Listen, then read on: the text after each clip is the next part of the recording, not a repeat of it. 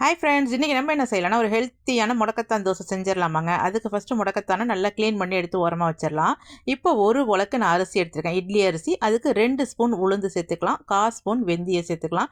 இந்த ரேஷோ கரெக்டாக இருக்குங்க தோசை வரத்துக்கு. ஃபஸ்ட்டு நல்லா அரிசியை க்ளீன் பண்ணிவிட்டு நல்லா தண்ணி ஊற்றி 5 மணி நேரம் நல்லா அரிசியை நல்லா ஊற வச்சுக்கலாம். ஃபஸ்ட்டு நல்லா கீரையை போட்டு அரைச்சிட்டு அதுக்கப்புறம் அரிசியும் போட்டுட்டு தேவைக்கேற்ற உப்பு போட்டு நல்லா மாவை நைஸாக அரைச்சி எடுத்து வச்சிடலாம்.